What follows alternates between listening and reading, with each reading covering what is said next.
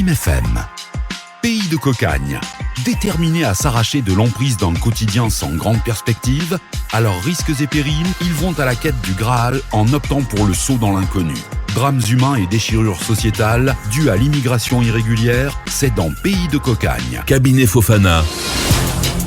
De retour donc dans Pays de cocagne, nous parlions tantôt du Salon des études en France qui a eu lieu hier et aujourd'hui à Conakry, autour de thèmes comme l'école d'ingénieurs, comment y entrer, la formation et les débouchés, les études médicales, quelles opportunités pour les étudiants et diplômés guinéens, les thématiques comme les défis de l'insertion professionnelle des alumni face aux besoins des entreprises. Et parlant justement d'alumni, Dr Diawara, vous êtes un ancien étudiant et vous avez exercé aussi en France. Et tout à l'heure, vous étiez en train d'expliquer un peu comment, après la fac de médecine ici à Conakry, comment intégrer une fac de médecine en France. Vous étiez en train tout de suite d'expliquer cela. Oui. En fait, j'ai expliqué un peu qu'il y a des procédures à suivre si vous voulez aller continuer des études de médecine en France, mais ce n'est pas donné. Donc, ce que les gens peuvent faire, c'est de pouvoir soit aller pour des spécialisations, c'est-à-dire des études de troisième cycle, mais c'est vrai que maintenant, il y a beaucoup de spécialités qui sont ouvertes dans nos différents CHU et que nos aînés n'avaient pas la chance d'avoir. Mais et c'est quoi ces spécialités Ces spécialités, c'est être spécialiste en pédiatrie, en dermato, en réanimation, dans les différentes branches de la médecine. C'est vrai qu'aujourd'hui, on a un besoin criard de spécialistes dans les hôpitaux et les jeunes peuvent aller, par exemple, auprès des professeurs d'université pour faire de la spécialisation et puis après, postuler pour le DFMRSA. Moi, j'ai conseillé l'année passée un ami, 3 de mes amis, qui doivent aller en novembre là, à Strasbourg, à Rennes, pour faire le stage d'une année à 2 ans.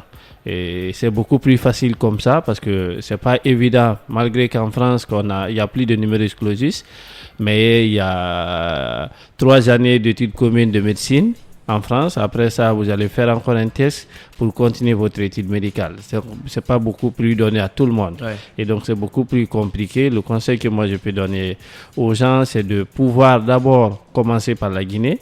Et puis, si vous voulez continuer pour faire la santé publique, aujourd'hui, c'est beaucoup plus compliqué parce que la France s'est rendu compte que la Guinée a un besoin criard de médecins praticiens hospitaliers que de médecins de santé publique parce qu'on en a assez.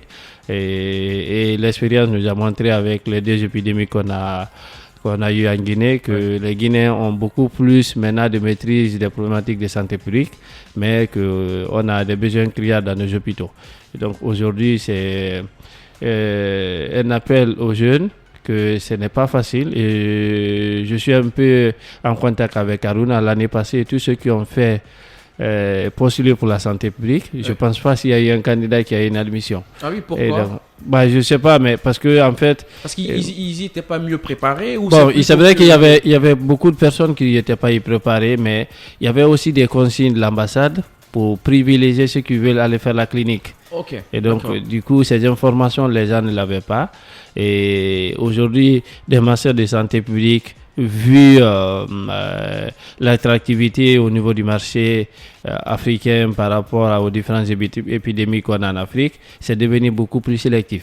Et donc, il faut de la préparation, il faut aussi que le projet soit cohérent, conséquent pour pouvoir avoir une admission auprès des universités qui donnent le master. Est-ce que ça veut aussi dire qu'en amont, lorsque vous êtes jeune lycéen en sciences expérimentales et que vous vouliez faire des études de médecine, c'est déjà à la base d'aller plutôt vers les études de spécialisation dermato, ophtalmo? Est-ce que c'est vraiment à partir du lycée déjà qu'il faut... Oui, mais je pense que c'est à partir du lycée qu'il faut, par exemple, s'intéresser à des études de sciences. Par exemple, sciences expérimentales, ça vous permet d'être mieux armé pour maîtriser les fondamentaux, la chimie, la biologie, et ainsi de suite, pour pouvoir accéder à la faculté de médecine. Une fois accédé à la faculté de médecine, vous avez 6 ans d'études avant la thèse, après la thèse, vous allez vous orienter pour être spécialiste parce que vous sortez en Guinée en tant que médecin généraliste, ce qui n'est pas le cas en France. En France, vous finissez les 6 ans. Si vous voulez être généraliste, vous devez faire 4 ans d'internat. pour être généraliste. Et ici, dès que vous sortez, que vous avez soutenu vos thèses, vous êtes généraliste. Maintenant, si vous voulez aller vers des spécialités de chirurgie, de dermato, de cardio, de neuro, vous êtes obligé de faire un DES, de diplôme d'études spécialisées, qui peut varier de 4 à 3 ans en fonction des spécialités. Et ceux qui veulent faire santé publique font 2 ans de cours, de master. C'est plus simple, quoi.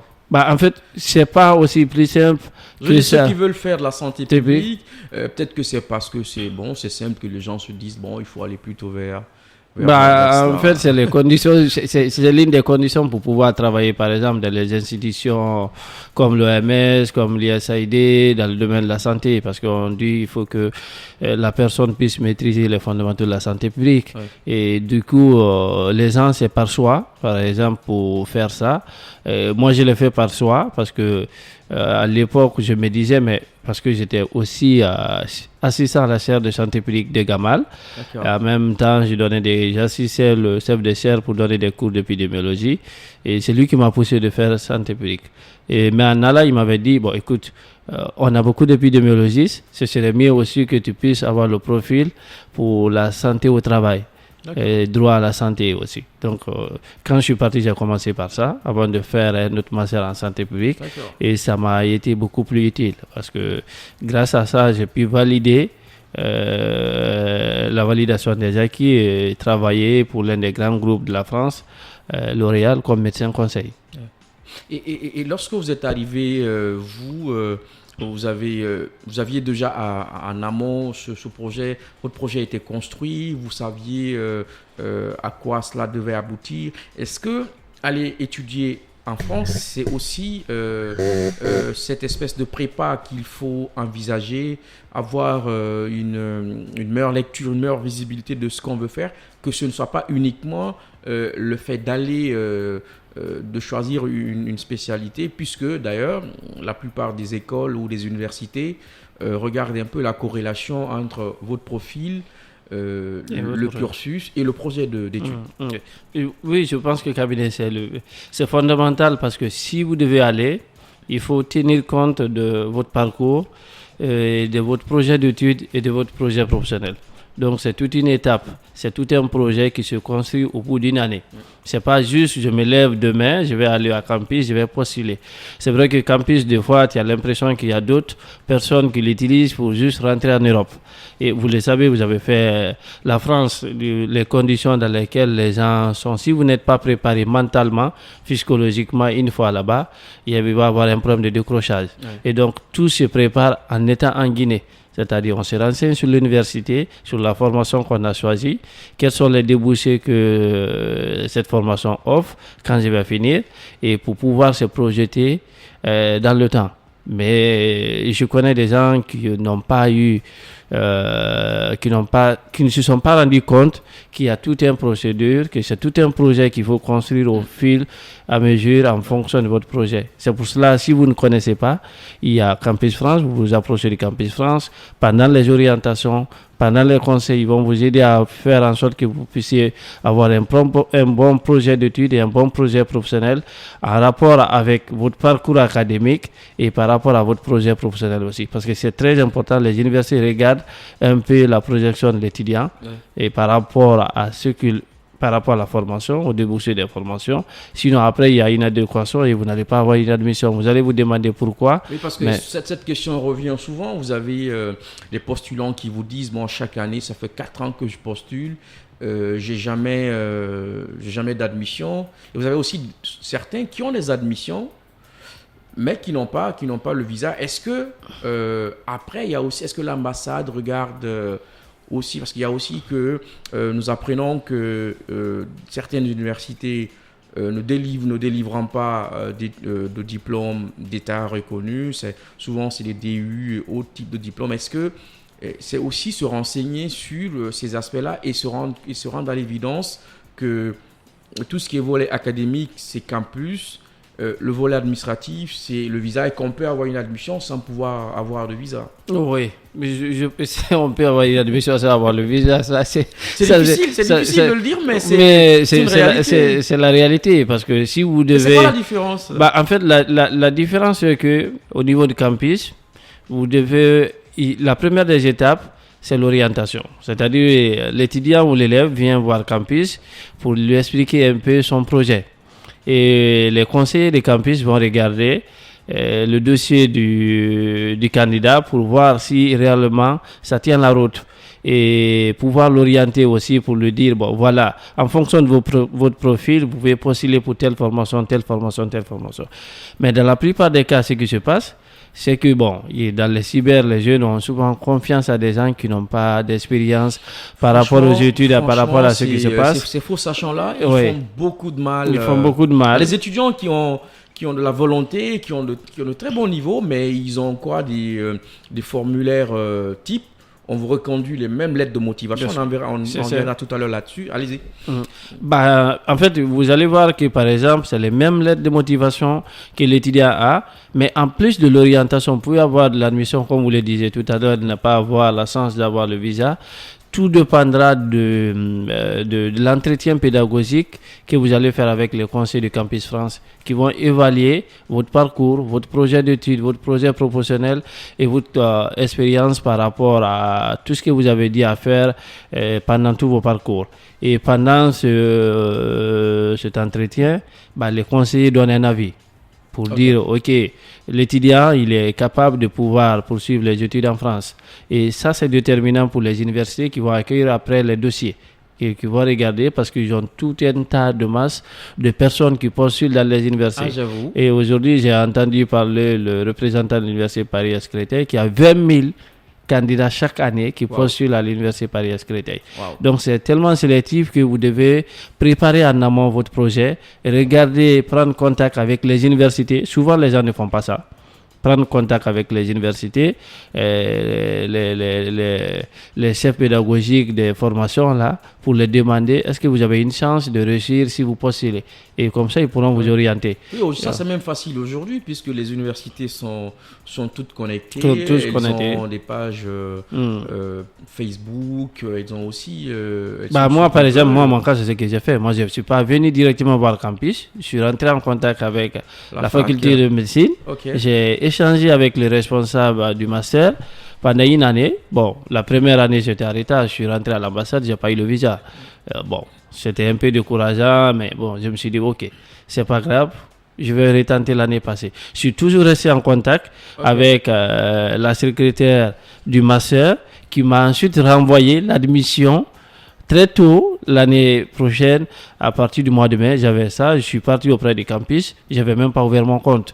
Et donc, du coup, j'ai ouvert mon compte, tout sur place là-bas. Non, mais le jury, ça veut dire quoi? Est-ce que le jury avait regardé ton dossier avant ou... Oui, le jury avait... En fait, l'université m'avait déjà offert une préadmission. Voilà. Et du coup, c'était juste pour le renouveler. Et donc, on a renouvelé. J'ai passé l'entretien avec la responsable à l'époque du campus qui s'appelait un certain Madame Camara. Et après l'entretien, et puis j'ai fait ma demande de visa. J'ai eu le visa, je suis reparti en France. D'accord. Et l'autre question aussi qui revient le plus souvent, vous êtes passé, vous êtes resté un peu longtemps en France, c'est de savoir, quand on arrive en France, pour les études, il faut déjà aussi se rendre à l'évidence que c'est un nouveau contexte, c'est un système d'enseignement nouveau pour nous. Il y a aussi il faut avoir à l'idée que cette rupture-là, il faut la faire, mais ensuite se dire que notre séjour en France est principalement lié à nos performances à l'école. Il y a aussi la question de l'attractivité des universités, puisque quand vous prenez le M1 ou le M2, c'est sélectif, c'est sur concours, les places sont limitées, vous en avez beaucoup de demandes. Est-ce que c'est aussi dire que lorsque vous arrivez, c'est un autre combat qui commence en fait? C'est un autre combat. Si vous arrivez en France, c'est tout un autre combat parce qu'il y a la différence culturelle, c'est pas la même façon d'enseignement au niveau du supérieur. c'est très compliqué. Déjà avec la langue, c'est beaucoup plus compliqué. Des fois, vous êtes en classe, vous avez l'impression de ne pas suivre le professeur parce que si vous n'avez pas un niveau, et du coup, moi j'ai vu beaucoup d'étudiants guinéens souffrir de ça. Mais il y a aussi le fait qu'en Guinée, les gens ont du mal avec l'informatique et qu'en France, tout se fait avec l'informatique. Il n'y a pas de polycopier, par exemple, pour dire non.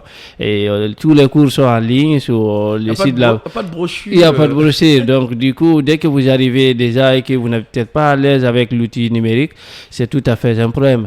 Mais aussi, il faut être autonome parce que dès que vous arrivez en France, vous devez non seulement faire en sorte de tenir le cap par rapport à vos études, de faire les courses, de faire tes propres démarches et aussi de pouvoir travailler pour pouvoir payer son loyer, de pouvoir survivre.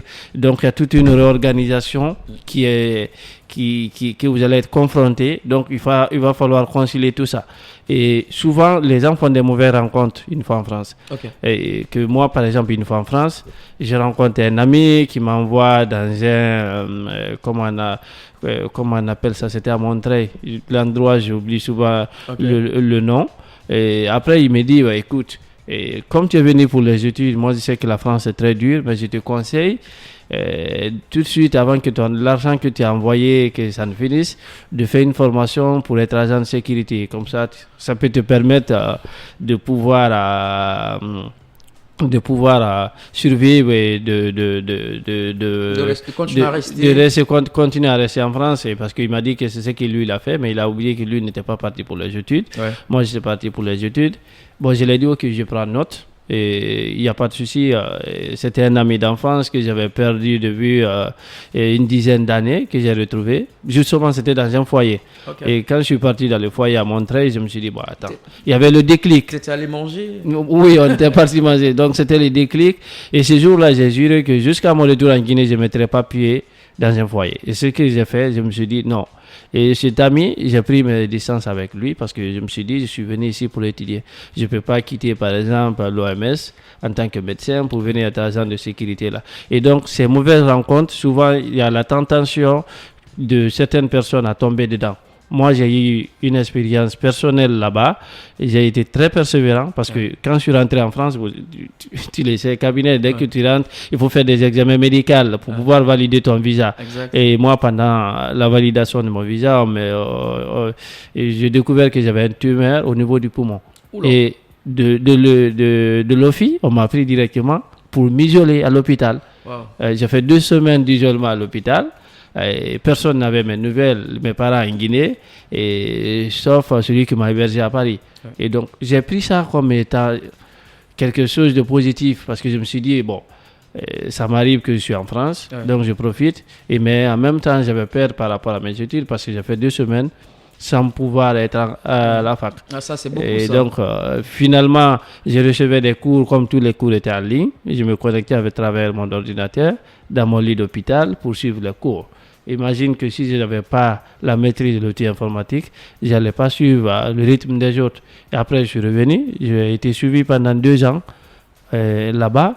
Mais ce qui m'a beaucoup aidé, c'est l'intégration. En fait, je me suis bien intégré parce que je me suis dit, je suis venu pour les études. Je passais au moins tous mes week-ends dans les bibliothèques pour essayer de bosser, pour me dire, il faut relever les défis. Et ça m'a permis d'être toujours major de ma promo en France. Et souvent, les gens se demandent, est-ce que toi, tu as commencé les études ici en France ou tu es venu de la Guinée? J'ai dit, je suis venu de la Guinée. Ne pensez pas que la Guinée, les gens n'étudient pas.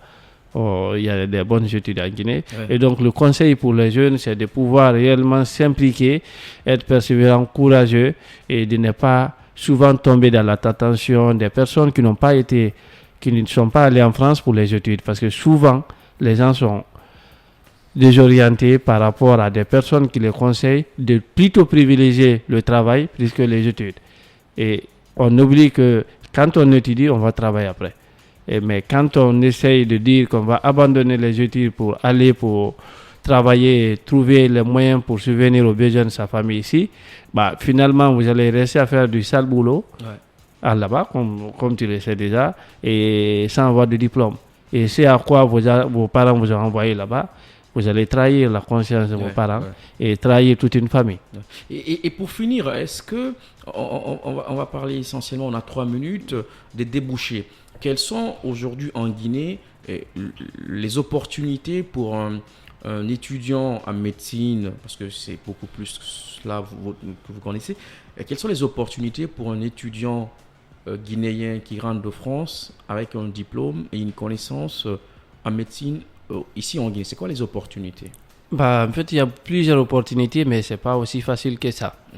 Ok, parce qu'aujourd'hui, si vous voyez par exemple qu'aujourd'hui, beaucoup de médecins guinéens, je connais beaucoup de médecins guinéens qui sont partis, qui ne sont pas revenus parce qu'ils ont peur de revenir par rapport à l'intégration, mais aussi au faible niveau de rémunération des médecins guinéens, et qu'aujourd'hui, les mauvaises conditions de travail dans les hôpitaux ne permettent pas à ce que ces gens reviennent et qu'on ne leur propose pas de projets qui puissent leur permettre de revenir travailler au pays. Ce n'est pas parce qu'ils n'ont pas l'ambition, ils ont l'ambition, mais les conditions ne sont pas créées pour revenir.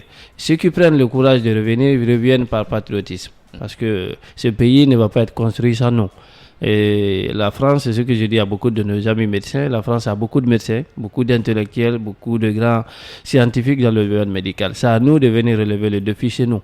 Ça nous incombe parce que la République nous a formés gratuitement. Et donc, à notre place aussi de revenir. Si vous regardez les conditions d'accueil, d'intégration, c'est beaucoup plus compliqué. Moi-même, j'en ai fait l'expérience parce que je suis revenu en Guinée, j'ai créé une start-up. Mais jusqu'à présent, je suis confronté aux pures réalités de la vie quotidienne ici. C'est pas évident quand vous quittez Paris pour revenir en Guinée.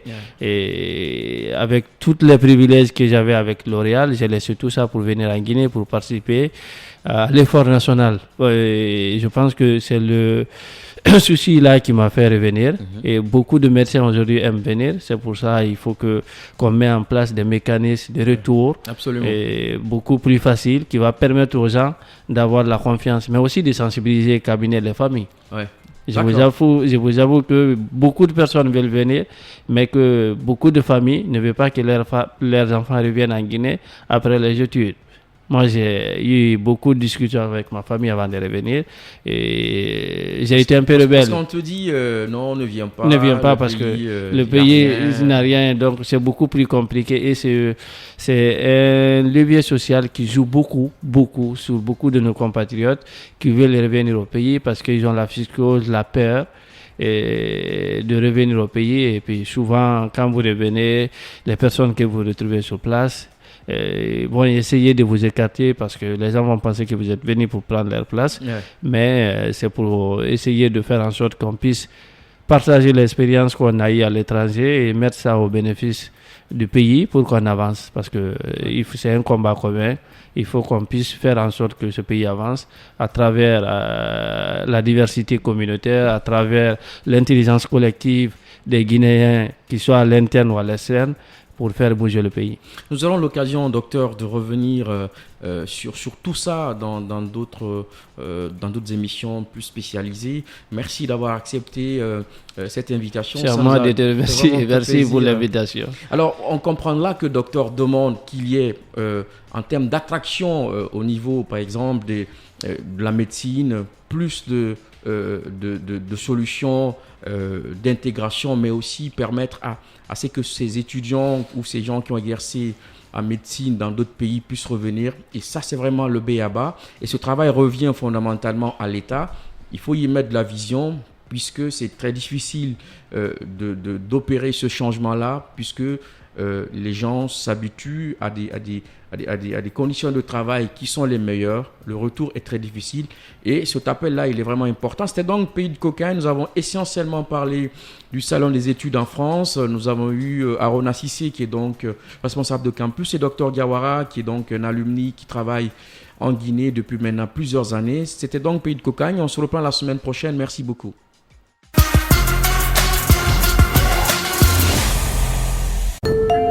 FIM FM